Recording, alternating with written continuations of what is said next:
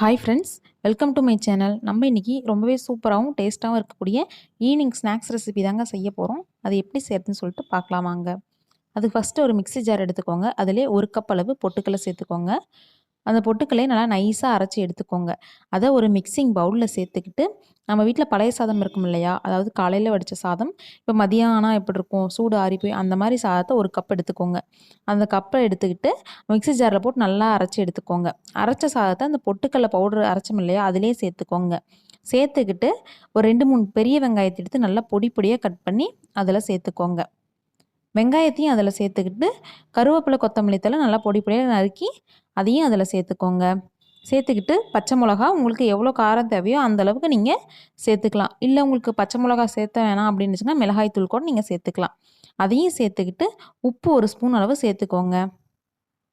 அது சேர்த்துனதுக்கப்புறம் சோடா உப்பு இருக்கு இல்லையா, அது கொஞ்சமாக சேர்த்துக்கோங்க. சேர்த்துக்கிட்டு அதை நல்லா பிசைஞ்சு விடுங்க.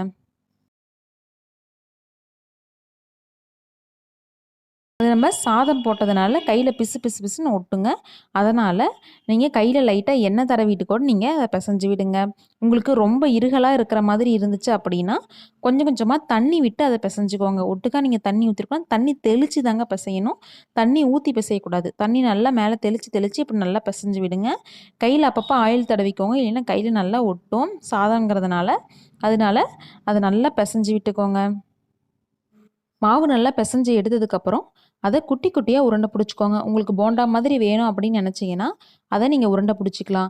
இல்லை அப்படின்னா வடை மாதிரி உங்களுக்கு நீங்கள் சாப்பிட்ணுன்னு நினச்சிங்க அப்படின்னா லைட்டாக உருண்டை பிடிச்சி அதை தட்டி எடுத்துக்கோங்க. இப்படி கொஞ்சம் அமுக்கி விட்டீங்க அப்படின்னாவே வடை ஷேப்பில் உங்களுக்கு கிடச்சிரும். இந்த மாதிரி வடையை நீங்கள் தட்டி எடுத்து வச்சுக்கோங்க.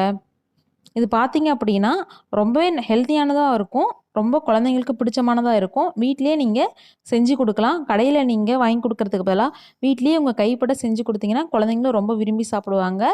ஒரு கடாயில் எண்ணெய் நல்லா ஊற்றி அது ஹீட் ஆனதுக்கப்புறம் நம்ம தட்டி வச்சுருக்கோம் இல்லையா வடை, அதை ஒவ்வொன்றா அதில் சேர்த்து எடுத்துக்கணுங்க. அதே போல் நம்ம அடுப்பை லோ ஃப்ளேமில் வச்சு தாங்க இதை பொரிச்சு எடுக்கணும். ஹை ஃப்ளேமில் வச்சு பொரிச்சு எடுக்கவே கூடாது. ஹை ஃப்ளேமில் வச்சிங்க அப்படின்னா மேலே உங்களுக்கு நல்ல கலர் சேஞ்ச் ஆகி வந்துடும். ஆனால் உள்ளார வெந்திருக்காது. அதனால அடுப்பை லோ ஃப்ளேமில் வச்சு பொரிச்சு எடுங்க. நம்ம இதில் பொட்டுக்கல்லை சேர்த்திருக்கிறதுனால வேகிறதுக்கு கொஞ்சம் டைம் எடுக்கும். அதே போல் வெங்காயம் சேர்த்திருக்கிறதுனால வெங்காயம் வந்து உங்களுக்கு மேலே கரிஞ்ச மாதிரி இருக்கும். ஆனால் அதோட கரிஞ்ச மாதிரி இருக்காதுங்க. உங்களுக்கு கலர் மட்டும்தான் அப்படி சேஞ்ச் ஆகிருக்கும். ஆனால் டேஸ்ட் வந்து உங்களுக்கு கரிஞ்ச டேஸ்ட் வராது. அதனால நீங்கள் தாராளமாக பயப்படாமல் இதை நீங்கள் பொரிச்சு எடுக்கலாம். அதே போல் இது டேஸ்ட் வந்து ரொம்பவே சூப்பராக இருக்குங்க. டேஸ்ட் வைஸ் பார்த்தீங்கன்னா அப்படின்னா கடையில் நம்ம பருப்பு வடை வாங்கி சாப்பிடுவோம் இல்லையா, அந்த மாதிரி இருக்கும்.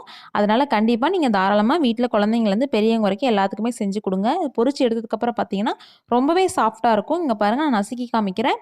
ரொம்ப மொறுமொறுன்னு இருக்கும். கடையில் உங்களுக்கு எப்படி நீங்கள் வாங்கி சாப்பிடுவீங்களோ அந்தளவுக்கு மொறுமொறுன்னு கிறிஸ்பியாக தான் இருக்கும். அதனால் பயப்படாமல் நீங்கள் வீட்டில் செஞ்சு கொடுங்க குழந்தைங்களுக்கு.